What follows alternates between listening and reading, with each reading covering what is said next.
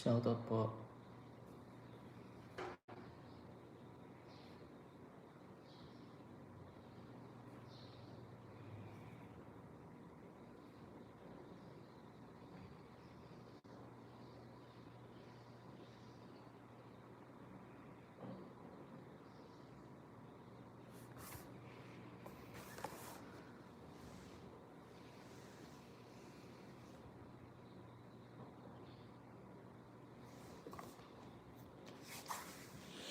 So, ayan na nga guys.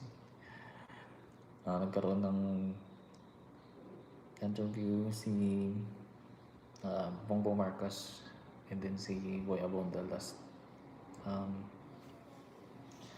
day kahapon. So, ano yung thoughts niyo doon?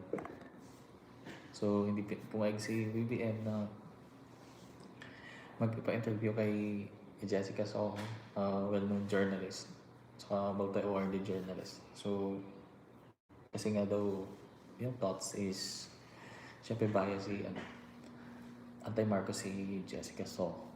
So, pumayag siya kay Boy Abunda. So, yung report nga is nalugi ng 28.7 million yung nag-back out yung mga advertiser dun sa kay Jessica Soho. So, nalugi sila. So, ngayon, nagpa-interview siya kay yung Boy Abunda. Kahapon ata. So, nakita ko 3 hours or 5 hours nag-gain siya ng 2.3 million sa YouTube channel ni Boy Abunda. So, naka-gain din siya ng mga maraming views. Both anti-Marcos and then yun na mga kakamping mga supporters ni Lenny Robredo. So ayun, shoutout po sa inyo lahat guys. So nakita dun sa video na napanood nyo. Di ba ganda? Napaka-articulate ni Celebrity Bongbong Marcos. Ayun. Nakikita mo sa kanya yung sincerity sa the way siya ng sumagot. So medyo maingay kasi dito guys kaya hindi ako maka kasi may tulog dito. So ayun, kamusta kayo?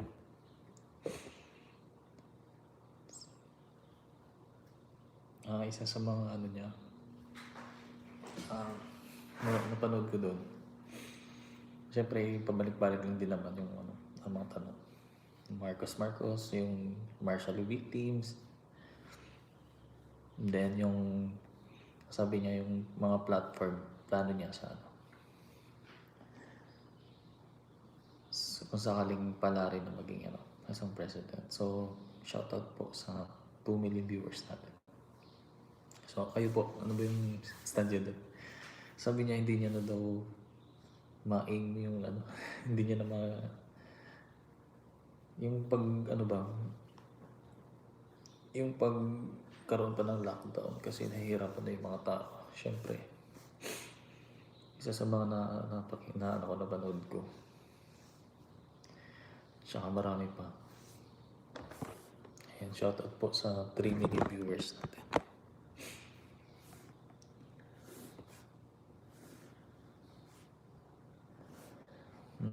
Ang gaganda lang kasi kay Bongbong Marcos is yung hindi siya nagsisira sa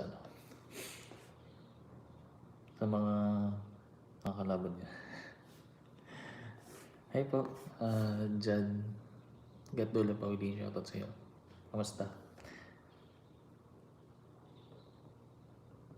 Yun, good morning po.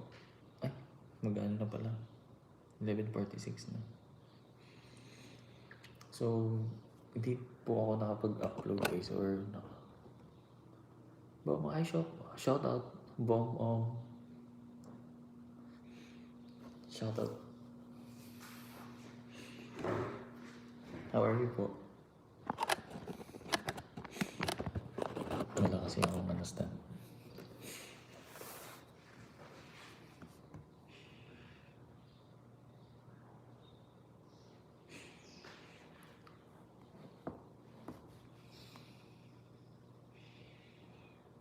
Kayo po ano yung stand niya doon?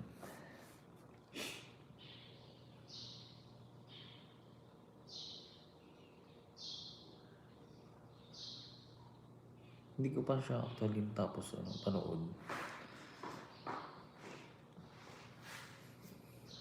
Pero syempre gustong gusto ko. And I'm supporter of BBM.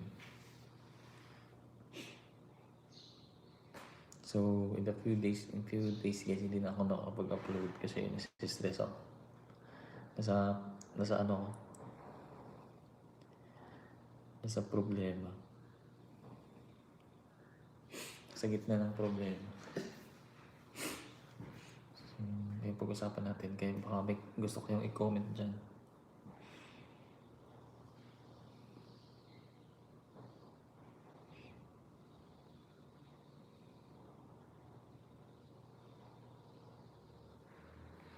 Malapit ng case. May pinagdadaan kasi ako.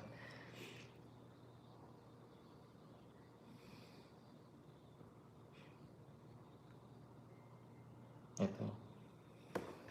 Isasapakita natin. Are you going to ask me this of each of the presidential candidates? Well, I'm very hesitant to answer that because I do not believe and I do not indulge in negative campaigning. Okay. But I will go this far. And I will say that I believe that none of the other candidates have yet come to the conclusion that unity ang pagkakaisa ng ating pangangailangan. At doon magsisimula ang ating pagbalik dito sa krisis ng pandemya. Senator Bongbong, bakit hindi dapat iboto? Yan, sabi niya. Unity. Si VP.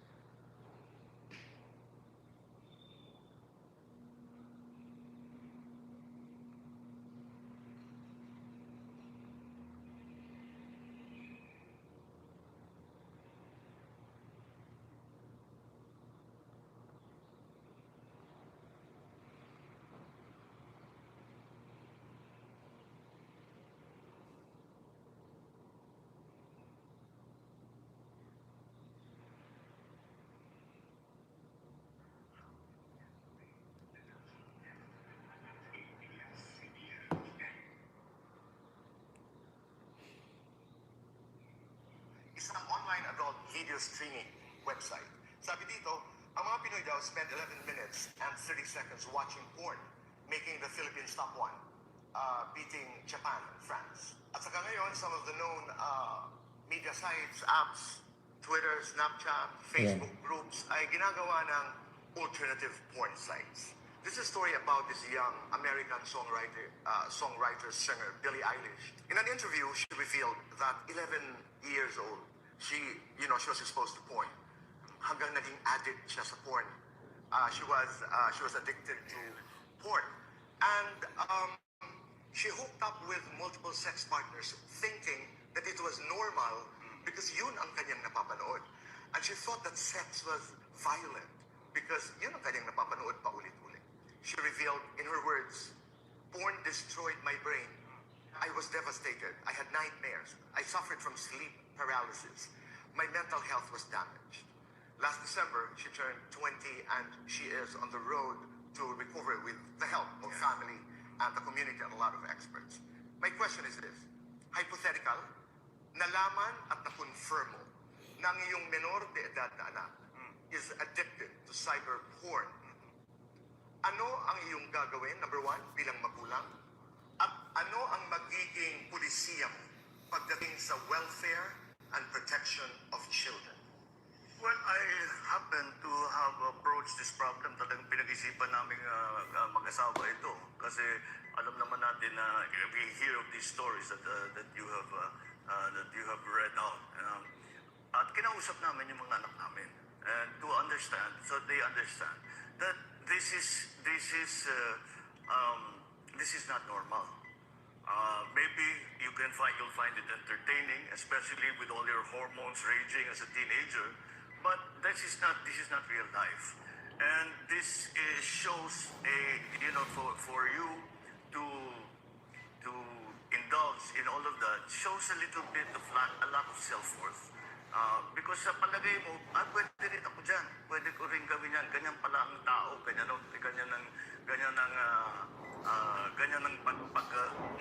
ginagawa ng normal na tao. But you know what is being done while you're watching pornography is violence against whoever is involved. It's a form of violence, and that is why we are lucky that we have been able to have that talk with our children when they were younger, and I hope that the other people will take that example na kausapin ng ating mga kabataan na para ipaliwanag, hindi naman talaga pero pwede mo yun, pagtatawanan kayo, tignan natin yan, that's okay, that's fine. Pero yung sasabihin mo, eto talaga, it's normalized. We have the same problem with violence. There's too much violence. I think people in games. People think that that's normal, that people go around shooting everybody. Or in the case of pornography, that people go around doing the things that they see in pornographic films. And so it really, again, is a social problem. And the parents have to be involved in this and in explaining that this is harmful. We have to, the parent teachers are one of the mentors of children have to tell them, have to explain to them that this is not the way to live. How will you put it into policy as president? That is very, very difficult because that is something that really comes not from government. Government has very little control over what is put over the internet. But this is the internet and social media. Yes, that is the problem. That's Diba yung porn, sabi niya, yung porn niya. And About sa porn. you cannot turn it off. Perhaps if you were China, but because they've closed off all kinds of Kasi yung portals. But Philippines is, it's not something that the government can number 3 legislate. I natin. don't believe that the government can legislate. It's a social problem that needs to be dealt with at the social level, at the familial level, at the teacher level, and also we expose them to what we think are normal and what we think that they should emulate. And say, this is what, ito yung gagayahin ninyo. Ito yung mga magagaling, ito yung masisipag, ito yung mababait. Huwag yung mga kalupuhan na How much can government do? only so much, but you can make sure that, for example, that sex education classes are done properly in school, that it's taught in a way that the young Isang online adult video streaming. Now it's time to do our political fast talk. okay. 60 seconds to do this. Senator Bongbong, bakit hindi dapat iboto si VP Lenny Robredo? Bakit hindi pwede boto yun? Are you going to ask me this? Well, I'm very hesitant to Kasi nga president answer siya. that because I do not believe and I do not indulge in negative campaigning. Okay. But I will go this far. And I will say that I believe that Bumili ka? none of the other Kutsara. candidates have yet come to that unity, Wala. ang Baka sa pagkakaisa kapitbahay ng na. ating pangangailangan. At doon magsisimula ang ating pagbalik dito sa krisis ng pandemya. So that's your answer to Mayor Isko, Senator To all Lacson, of them. I said because Di ba hindi nga siya nanira? and Senator Pacquiao. and because of they have not seen that unity is a critical part, then they have not been able to come up with a specific program, a detailed program for what we will do in the next years to recover from. Bakit ikaw ang dapat iboto? Yeah, it's a converse of that because my message is about unity. And Now it's time to Unity. do pagdating doon sa vaccination, hindi pa tayo nakakaabot doon sa Ayan, sa 70-75. vaccination. What is your message to people who refuse to be vaccinated?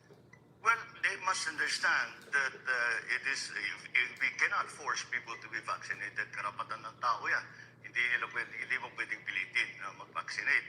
Ngunit, sana naman maunawaan nila Yung iba kasi na sa Pinas, kapag sila ay hindi all. nagpapapakuna, Diba? ay yung lahat Ano na pa ba? nakapaligid sa kanila. Ha? Pati na yung kanilang mahal sa buhay, kanilang pamilya, Ayaw nila dati, no? kaibigan, yung kanilang Eh, kabarangay. bawal na lumabas sa Lahat yan ay Ganun nilalagay sa nila amin. at risk Pag yan. ko vaccine, hindi Dahil ko makakalabas sila ay sa bahay, tamaan, hindi ko ay makakapasok. ikakalat nila yan. Vaccine na lang, wala sa oras. Kasi yung nanay ko kasi din may statistic sakit. ngayon, ang mga nasa ospital, Sinanay ko din tinamaan sa ng, picture. Buti di pa namin mamamatay. 85% are not vaccinated. Pero nilag na. Kahit maliwanag na Kasi sila maliwanag yung naman ng science na Kasi sinasabi, parang ano na lang din. Kung di ba nabaksina na lahat, actually sila yung magsispread ng vaccine. Kaya natin Diba? sila, sabihin natin, paliwanag natin. Ngayon, that will also, yung Sana nangyayari hindi ngayon, makapirate. it will also limit their own options. Ngayon, hindi makasakay sa Hindi ko pa napanood yun. transport, all of these things. So yung ano mo lang but napanood rather mo. than punish them, I think we should really Yeah. convince them that this is important. Importante This is na. important for your work, it is important for your community, for your family. You spoke about the socio-economic recovery of people. Very briefly lang, yung pagdating doon sa vaccination, hindi pa tayo nakakaabot doon sa 70-75. What is your message to people who refuse to be vaccinated? Well, they must understand that Sana hindi ako we makapirit cannot nito. force people to be vaccinated. Karapatan ng tao yan. Hindi mo pwedeng pilitin na mag-vaccinate. Ngunit, sana naman maunawaan nila na kapag sila ay hindi nagpapapakuna, ay yung lahat na nakapaligid sa kanila, pati na yung kanilang mahal sa buhay, kanilang Yung wala din pamilya, magagawa sa dito, kaibigan, kinastress yung na kanilang din. kabarangay, lahat yan ay Pagkita na niya ng nilalagay nila power. at risk yan. Dahil kung Oh. sila ay tamaan, ay ikakalat nila yan. Ang statistic ngayon, ang mga nasa ospital na tinamaan ng Omicron, 85% Mga are unvaccinated. not vaccinated. Kaya maliwanag naman ang science na sinasabi, malaking tinutulong ng pag-vaccinate. Kaya sana hiyakatin natin sila, sabihin natin, paliwanag natin. Ngayon, that will also, yung nangyayari ngayon, it will also limit their own options in their everyday life. Hindi makapunta sa restaurant, hindi makapunta ngayon, hindi makasakay sa public transport, all of Oo, these yung public things. transport, So, mas but maganda rather pag than punish them, I think we should really convince hindi ka na them that makasakay, this no? is important. Pag walang hindi ka It is vaccinated. important for your work, it is important for your community, for your family. You spoke about the socio-economic Sa amin, pag recovery namamasya of people. sila, Very briefly lang, yung pagdating doon sa vaccination, hindi pa tayo nakakaabot doon sa 70-75. What is your message to people who refuse to be vaccinated? Well, they must understand that we cannot force people to be vaccinated. Karapatan ng tao yan. Kung ikaw ang papalaring manalo bilang presidente ng Pilipinas, Good, next. how do you intend to pay the national debt No. of the country? Yung mga utang. By revitalizing the economy. There's no other way. There is no other way to do it. We have to create value in our economy. And that Lakas value ng will be utang ng what we Pilipinas, will no? use to service those Trillion. debts. Hindi naman siguro kailangan, lalo na ngayon na medyo hirap tayo. Although, if you look at the overall statistics globally, we are at about under 60% ratio to GDP. Debt to GDP. Debt to GDP. There are other countries that are close to 100. Meron pang lampas sa 120%. So, we are in a relatively good position. But we find ourselves in this quandary now because of COVID. And we really had to fund a lot of what we were doing to battle COVID by Galing na yan borrowings. sa business. Now, Sana. the only Sana way nga that we matupad can yan yung mga recover to, from that if ever. is to, as I said, revitalize the economy. People, Kasi sana magiging defense. you and I are the Lalakas same. ng Takot military, takot sa utang kasi yun ang ugali naman ng Ilocano, ayaw talaga may utang. But in the business world, to maximize whatever funding you have, you go in, you take on some debt. So that imbes na 100,000 ang pera mo, nakakuha pa ng 200, 300 na utang, mas marami kang magagawa, mas masigla, mas magandang negosyo mo, madali mong bayaran yung utang. The secret, I think, the important thing that we must be absolutely sure of is that pag kailangan talaga ng utang, mahirap mang utang, ayaw natin gawin yan, ngunit paminsan-minsan kailangan talaga natin gawin yan, tiyakin naman natin na napupunta sa tama. Napupunta sa magandang Hindi iba programa, kasi hindi utang napupunta sa bulsa ng sa kumpanya korupsyon. kung sino man lang. Mga Hindi politiko. naman nawawaldas, nasasayang lang dahil sa walang kwentang paggamit. We have to make sure that the debt that we are taking on is put to good use so that it generates something in the economy, so that we have something, not only do we make a profit out of it, but we're able to service the debt. It's the implementation really of the pagda-download ka ng utang is the implementation really of how that funds are used that is going to decide whether or not malulubog ka sa utang o yung utang mo ay pagagandahin ang takbo ng ekonomiya. Diretsahin na ho natin. Dahil there was a time, I'm not sure if this is still happening, but 20% of the national budget would go to debt management. Pero may mga data tayo na nagsasabing, I think this was published, that 20% of the national budget goes to corruption. 20% of the national budget goes to corruption. Well, that's exactly what I'm talking about. If it's going to corruption, wala talaga, palubog na tayo ng palubog. The corrosive effect of corruption in the private sector, in the public sector, in any kind of transaction, corruption sa Pinas kasi. immediately destroys that transaction. What would you do as president? Diyan sila Si Lenny kasi ano naman siya, ano nga yung si Lenny? Lawyer din. To make sure that the money that we are getting Lawyer and then ano nga si getting Lenny? and paying interest Anong on debit na isa? is used for good things, proper things, is handled Wala properly. pa ka sa As I said, it's not Kalipin, hindi nababawasan ng mga korap. Okay. Buo ang papadala mo sa ipapadala mo sa programa at maganda yung programa na pinaglagyan mo ng pera na yun. We have normalized the concept of SOP in this country. What do you do to that? Well, you just have to minimize it and you have to put it. But it cannot be totally eradicated, just mitigated. Corruption is not a So Philippine kasi condition. It manapanood is a niyo human is ito condition. yung ano, There are interview dishonest ni Boy people Abunda wherever you go. yesterday kay And there will be always Ang somebody na-air who's siya trying to kahapon. Di ba kahapon to? finagle the accounts of Kahapon to, cooking di ba? the books na para Yung na-air. meron siyang mapulsa. So, pero ilang oras kailangan lang? pantayan ng mabuti yan. And that's something Mga yung the nakagain siya idea ng of million SOP views. that has also comes from the efficiency of government. Why do I say that? If the government's very efficient, very streamlined ang trabaho, walang fixer. Di ba? Wala kang kailangan bayaran. Dahil, normal yun eh. Kukuha ka ng passport, kukuha ka ng lisensya, maglalakad ka ng permit ng papeles mo. May pinalapit na fixer, anong kailangan mo? Magbabayad ka na naman. Bawat dokumento na pipirman, babayad ka na ganun naman. sa Pinas, no? Yan yung that's the corruption on the small scale.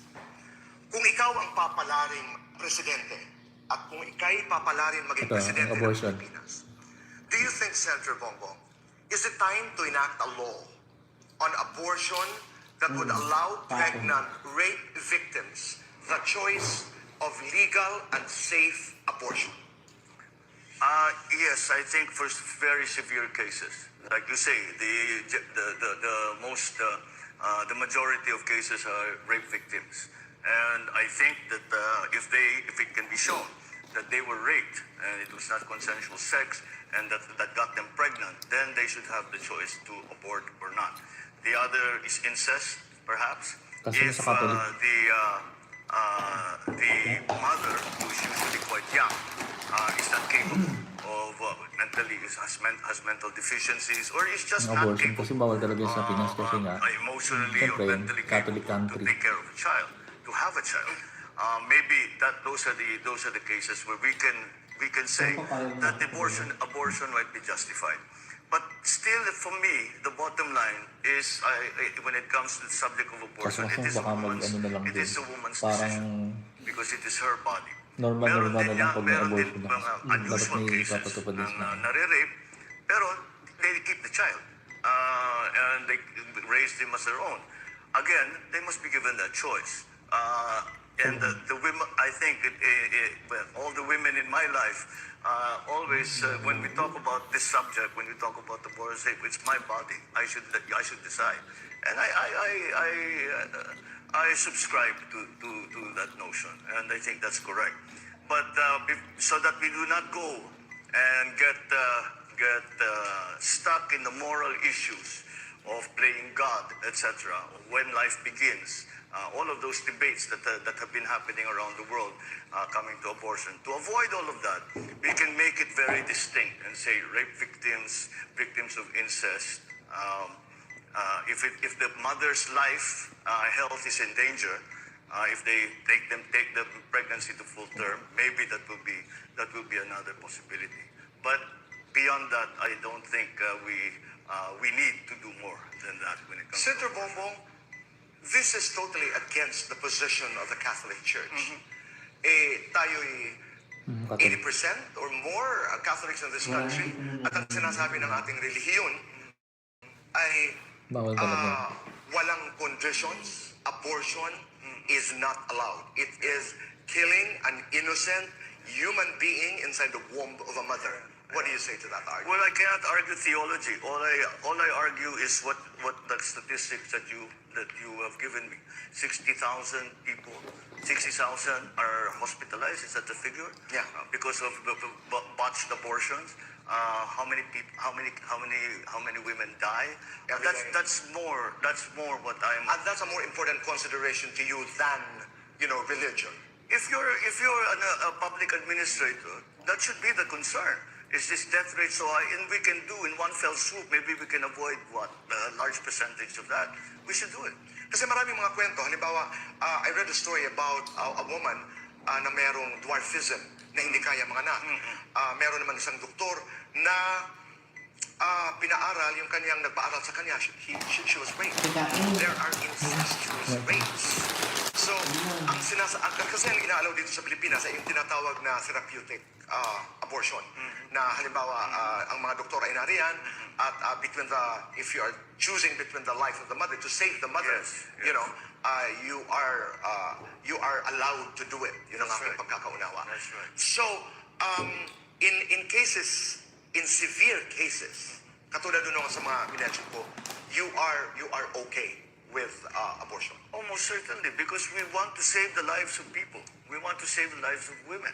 And that's what, in effect, we will be doing if we allow these critical cases Pero dapat case to case avail lang, of that di ba? therapeutic abortion, Yung abortion. that you mentioned. Hindi naman aabuso. Again, as a public administrator and as a public servant, what you are looking to Pero is dapat to may mga avoid guidelines all kung of these bakit tragedies. Every single one of Kasi these alam mo statistics naman yung that you have Pinas, read is a paano tragedy na-agad in yung itself. lahat, diba? It affects the woman involved, it affects the entire family, generally it affects the community, it affects them for the rest of their lives. Senator Bongbong, walang batas dito sa Pilipinas na naglalaman ng iyong mga sinasabi. As President, would you initiate a law, Presidente, at kung ikay papalarin maging Presidente ng Pilipinas, do you think, Senator Bongbong, is it time to enact a law on abortion that would allow pregnant rape victims the choice of legal and safe abortion?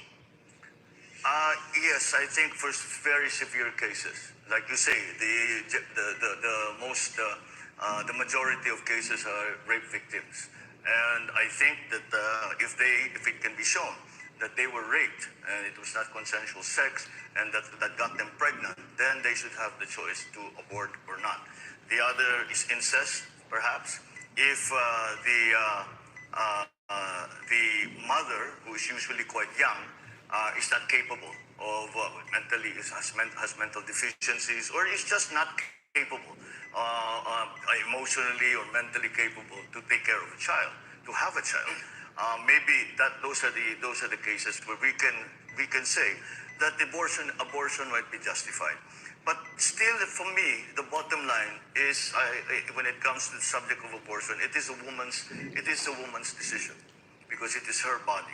Meron din mga unusual cases ng nare-rape, pero they keep the child. and they raise them as their own. Again, they must be given that choice. And the women, I think, well, all the women in my life always, when we... Punta naman po tayo sa OFW, Yes, mga OFW. Filipino migrants. As of September of 2019, ang estimated number of OFWs ay 2.2 million. Dapat wala na kasing Ang OFW. remittances Kung na kaya ibinigay naman ng mga OFW sa Pilipinas ay ang sumusunod.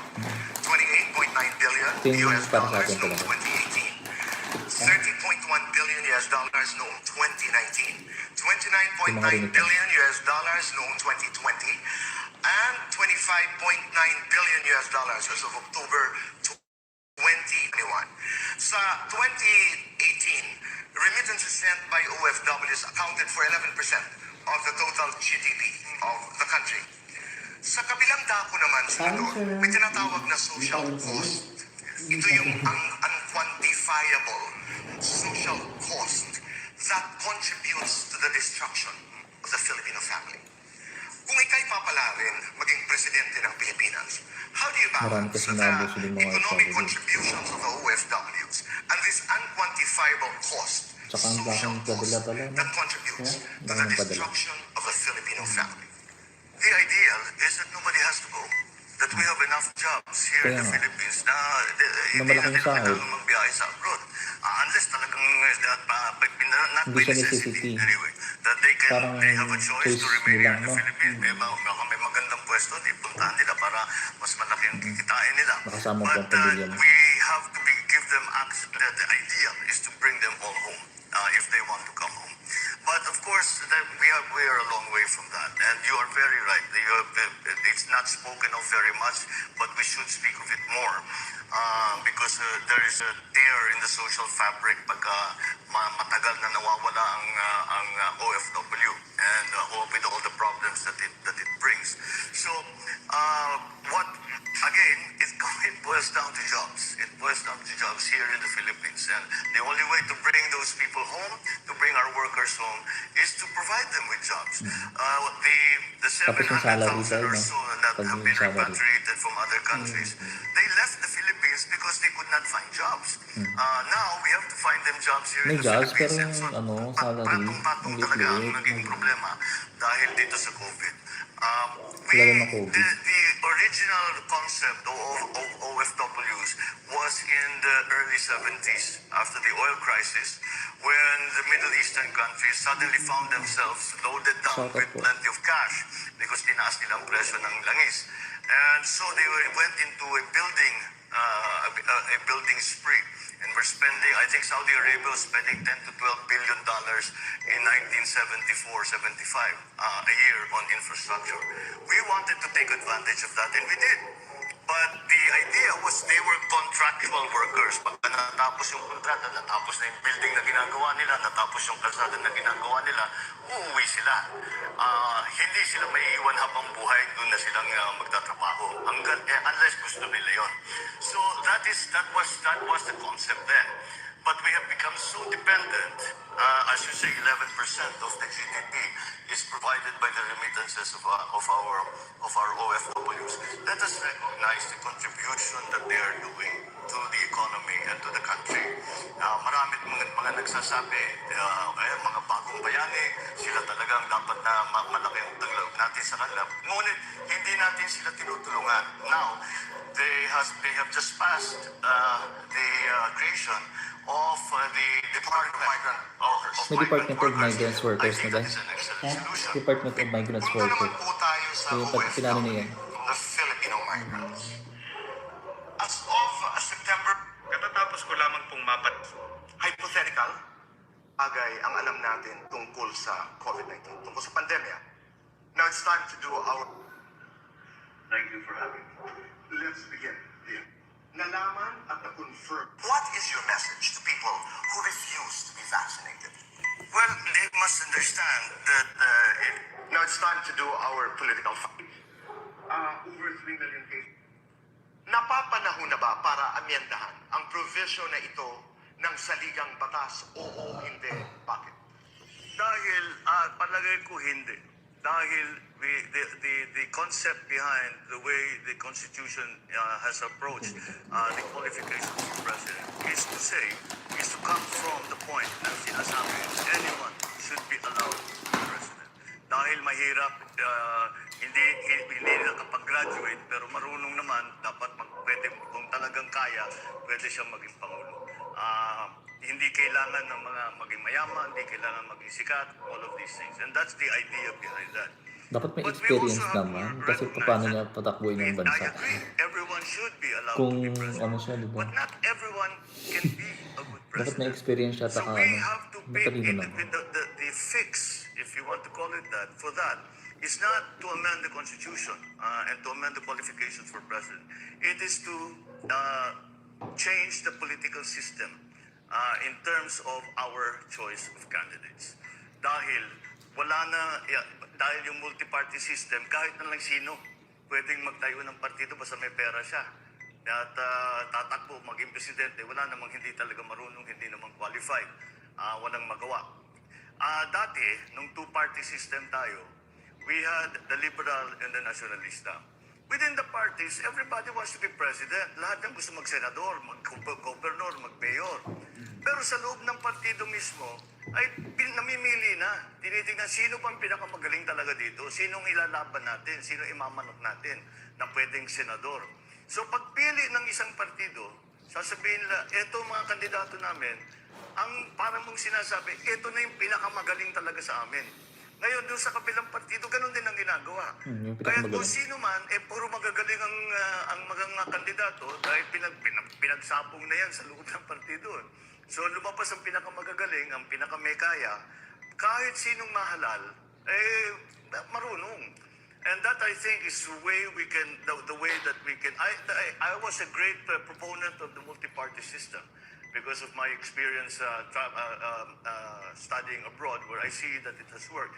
But it has not really been a successful experiment. So you are for the two-party system in the Philippines? I think because we lack the political maturity yet in the Philippines to understand that ideology must play a part in the multi-party Yan po system. ang ibig sabihin nyo na ayusin natin ang ating political system by going back to the two-party system. I think that para is- nasala na yung mga kandidato na parang Great Britain, for example.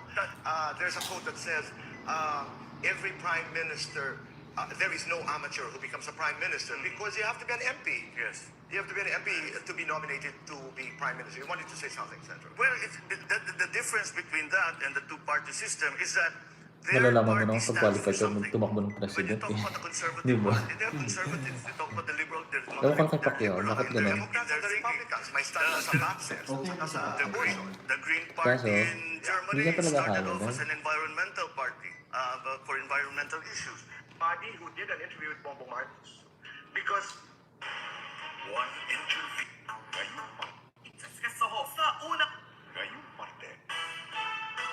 Yung 2 million views in 5 hours. Grabe. No? So, ayan guys. Yung interview ni... Yung mga highlights lang ng interview ni Boy Abunda kay presidential aspirant Bongbong Marcos. Ayun, shout out sa 2 million viewers.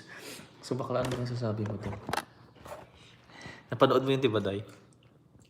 Ano? Kain po. Ang ganda po. Kaya makabongbong ako. Kaya, Ilocano. Ilocano yun. Pero favorite ko pink. Sorry. Saan napanood mo? Bakla ano ba yung ano doon? Bongga ba? Pa? Saan napanood? Bongga. Galing-galing niyang sumagot. Kumbaga sa Miss Universe, ay, wapa, Pilipinas, ganun, laban, ganun. Saka sincere siya. Umiyak pa nga siya doon, di ba? Nakita siya ko sa na. ibang ano. Pero hindi mo napatapos kasi nasa napakahaba. Ang haba, sakit sa tenga, papagod akong manood, guys. Yung inaantok ako, ganun. Pero ano, okay naman din. Trending siya. Mas magaling siyang sumagot kaysa kay Ping Lacson. Sorry ha, yung mga supporters ni Ping Lacson. Mas malaman yung mga sagot niya. Articulate, no? Kasi yung mga in-interview ni Jessica Soco, Diyos ko ha. Nakakaloka. Jessica, so... Sige na. Merry Christmas. Karen. So ayun, kasi si Danta kasi napanood niya yung nagkapanood siya ng partial interview kanina. Ako kasi tamad ako. Ngayon ko lang na nakita. Ayun, wala naman nagko-comment. So kung kayo guys, ano ba yung reaction niyo doon sa interview ni Boy Abunda? Yung napanood ko lang yung ano lang, di ba? Yung COVID response, yung paano pagbangon sa economy, sa OFW, yung pornography, ano pa yung isa? Basta marami pa. So, pinakita ko naman sa inyo yung mga ano. Na-check ako, ako talaga about sa porn. Oh my God. Baka may ipagbabawal yung porn. So, sabi niya lang naman, yung mga magulang daw yung responsible Huwag na may pagbawal. Ko. sa mga anak. Nakagiliwan ko na rin manood eh. Ganun nga. So, if ever na manalo siya, a perfect tandem siguro if manalo silang doon ni Sara Duterte as vice president niya. So, siguro napakagandang ano yun. So, actually guys, ano talaga kasi ako, makabongbong talaga ako. Tsaka, Duterte, siyempre. So, yun, pinakita ko lang guys sa inyo yung yung mga clip ng interview ni Boy Abunda kay Bongbong Marcos. Makabongbong din yan kali. So, kung may mga reaction kayo or ano ba yung mga ano niyo doon, mga thoughts no. So, you're free po to comment below. But for me, 'di ba? Malalaman natin yung mga programa or mga kung ano ba yung mga platform nila if na-interview sila, 'di ba? Yun yung good sides. So, ayun, may nanood pa na dalawa. Si Leling may pinakamagandang platform dyan. Si Lenny kasi is a lawyer, economista, 'di ba? Kano? But hindi lang parang nangangarag lang siya. Imagine mo, sabi niya is tinanong siya if ilang oras daw siya nagtatrabaho sa isang 18 araw. hours, putang ina. 18 hours. Ako nga na 8 hours na mamatay-matay na. 18 hours siya nagtatrabaho sa average daw na tinatrabaho niya araw-araw. So 18 minus 24. So ilan na lang yung tulog niya doon. Kailangan hindi pa siya gagawin. Kawawa naman si Lenny. Kaya pala lutang na lutang. Ayun. So si Lenny, ayoko sana mag-upload ng mga political ganyan. Kasi na-stress ako. So pero yun, nagkaroon lang tayo ng konting reaction. Sa trending ngayon is BONGBONG MARCOS and then Boy Abunda interview. Yesterday yun, di ba? Yesterday. So, trending siya. Million na yung views niya.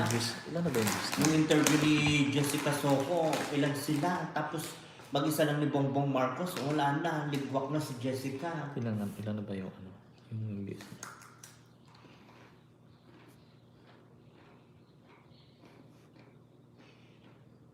Tingnan natin. Ay, meron na siyang guys as of now. So, 18 hours siya. Nakagain na siya ng 4.3 million views. Oh my God! 3.6 lang kaninang 13 hours, 18 hours ago. So, nakagain na siya. So, meron din dito si Pink Lacson. Nakagain siya ng 2.6 million views in one day. Oh, anong araw na yan? Dalawa. So, meron din dito si teaser ng interview ni Vice President Leni Robredo. So, nakagain siya ng 347k views. Let's see sa kaya na Jessica Soho. Jessica Soho. Presidential interview. So, shoutout po sa isang So, saan ba yun? 1.2 million si Leni Robredo. Layo. 1 million si Pacquiao. 3 days ago to ha.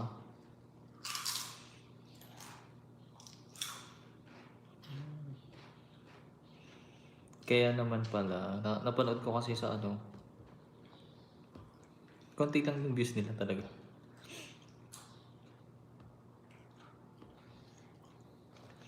No, konti lang views nila.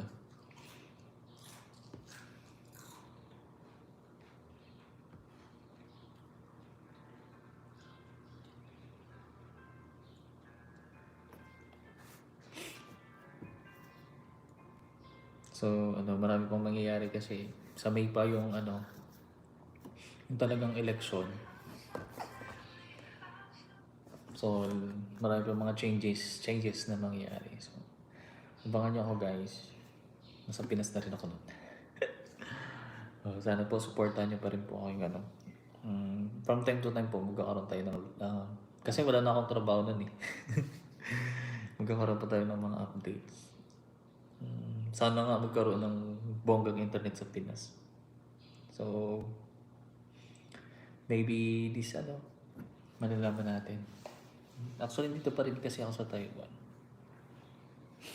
So, yung mga ano, yung mga susunod na mangyayari, marami pa mga pagbabago. So, let's see. Mag-live tayo ulit. So, thank you so much po. Ayun. If you, ano po, please subscribe to my YouTube channel and like and i-share. Saka i-hit nyo na yung bell para ma-notify po kayo sa aking next upload. So, dapat mamili tayo ng mga ano, ng president na qualify. Same with ano, President Duterte. Para in the future, di ba? Para din sa ano, sa kaunlad nating bansa. So, yung para sa akin, kanya-kanya tayong ano, choices. So, yun. Kasi ano, malayo naman tayo pumili. Yun yung pinaka-secret ano natin, yung bumoto. Boboto tayo. Kung sa tingin natin no, sino yung ano, the best. So, yun lang.